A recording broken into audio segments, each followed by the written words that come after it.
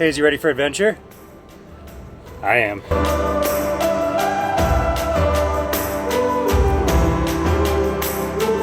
All right, so we're officially in Lincoln National Forest. Yeah, so far it's just normal, kind of normal forest. Nothing too crazy, cool views, but there's lots of camping out here. So first spot we're headed to is 12 miles away, but about 24 minutes left to get there.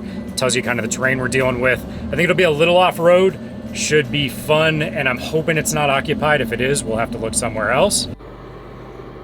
So if you guys remember in a past video, I said, I'm gonna try to explore more. This trail was not on my radar as I was driving.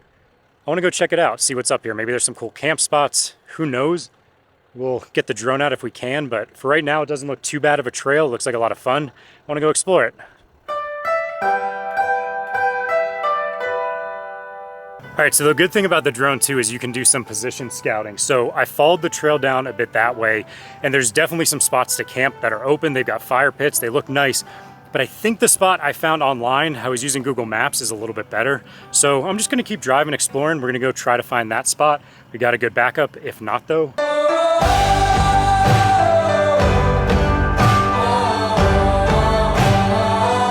love these signs.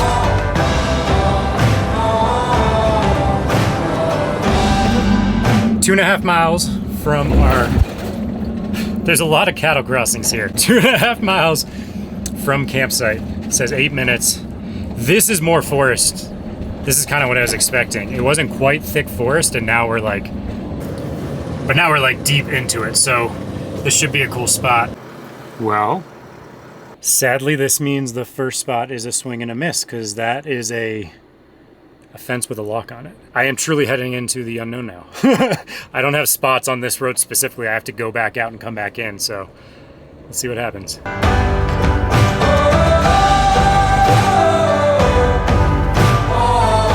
at a literal crossroad, as they say. I know to the right kind of heads back out towards the main area. There's for sure some other areas I know I can camp at. The left heads deeper into the mountains. I think for the adventure spirit, we're gonna have to head deeper into the mountains for now. We got plenty of time. It's only 12:30. Let's see where we end up. There's actually a pretty decent spot right here, but it's right on the road. And I don't think anyone's gonna bug me, but keep looking. Now, in case you were wondering, since I'm totally offline right now, what I'll do is mark a waypoint on my Overlander, so that way I know where I can come back to, should we need to turn around. But we're gonna keep going. Again, we're next to the road, but this spot is kind of cool because we're getting a lot of open sun.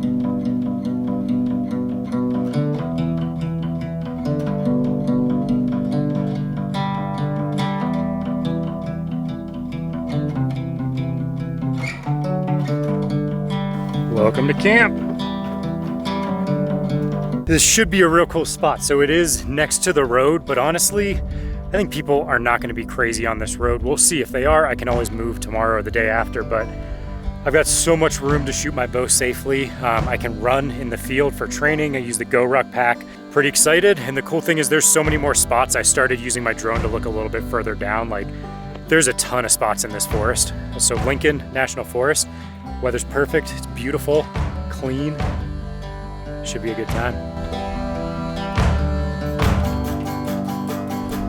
You know, there's something about having the Starlink that just makes everything better, because I would not have had service here had I not brought the Starlink with me, so super happy to have it. Since I've mounted it to the roof too, it's funny, it just feels kind of more official. It's just nice knowing it's up there, it's out of the way. Not gonna trip on it, the dog's not gonna catch a leash on it. 42 bucks shipped. Check it out, pivot mount.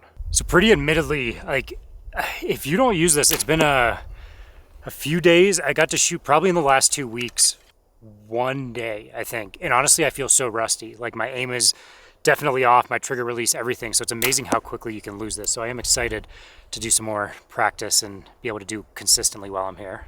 So it's not the worst. The thing is, like, as I'm at full draw, I'm feeling all shaky, especially my left arm. Overall, the shot just feels a little forced.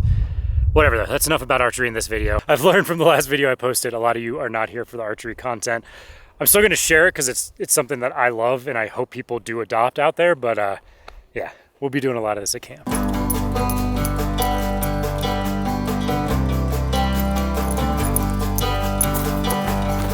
Still got it, folks. 11 years and strong. Come here. Good girl. Well, seeing Haley get all this exercise running around, she's 11, which is 77 in dog years, 11 and a half even, so she's in her 80s. I gotta do some rucking. So we're gonna do a little ruck workout here in the field before it gets dark. The sun is just about set, and we'll cook up some dinner. Nature's just wonderful. There's something that brings you back to your childhood where you just like reminisce of being outdoors, fresh grass, fresh air. It's so beautiful here. While I'm doing some rucking, I'm gonna go gather some firewood. Just gonna find stuff that's already fell, break it up if I need to, because I can tell you it was beautiful during the day in the 70s. It's gonna get down into I think the 30s, low 40s tonight. I can already tell now that the sun's setting. So what I'll do is get some, I'm gonna make a fire. I don't know why I'm explaining all this. And so while it pains me a little bit to admit this, one thing historically, for whatever reason I have not been great with, is just fire management and fire starting. I've gotten it to the point, I blame the wood, and there's a few times I've gotten different wood and it's worked.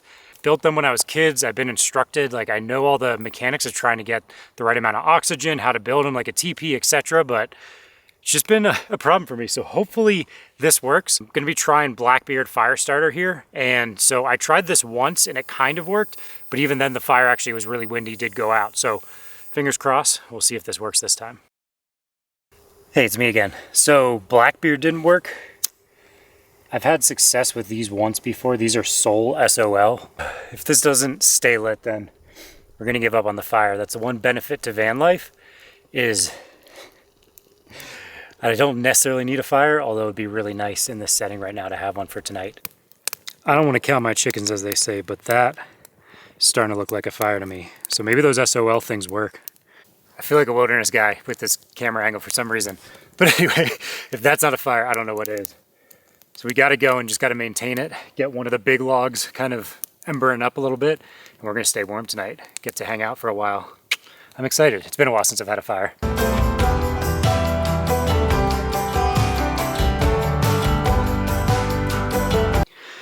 With that, it's time for some dinner. So Haley already got her dinner. It's time for me to cook some dinner tonight. We're gonna be doing grass-fed lamb in some gnocchi. Ganache, as they say in Italy. They don't say it that way. That's just how I say it to be funny, which probably isn't even that funny, but gnocchi. The fire saga continued, by the way. I didn't film it, but it totally went out. Ran over there, honestly just blew on it a bunch. There was enough of the embers going. It started back up and it's ripping right now. I can see it from here. So what we're doing is we're gonna braise the lamb a little bit. Gonna throw some carbonara sauce pre-made on top of it. We're gonna cook the gnocchi in the sauce, basically, so I'll add water after I'm done cooking the lamb. Take the lamb out, we'll cook the gnocchi, which only takes a few minutes. Then we'll throw the carbonara sauce on top, add the lamb back in, and should be good.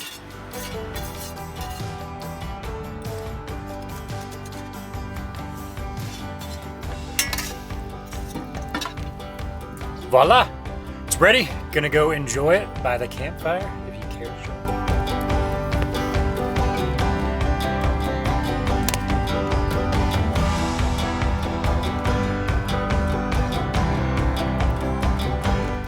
It is a cold one, folks. Very cold. It's probably in the 30s right now. I would have to officially look, but the sunrise right now is pretty beautiful. Questioning today, do I just kind of hang out in this spot again?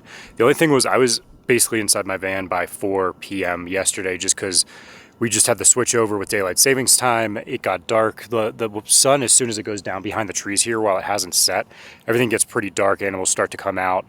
It starts to get a lot colder. So pretty nice sunrise. Maybe we'll throw the drone up here so you can see some of that. Some cool lava pits near here. That's a BLM park, which I didn't even know was a thing.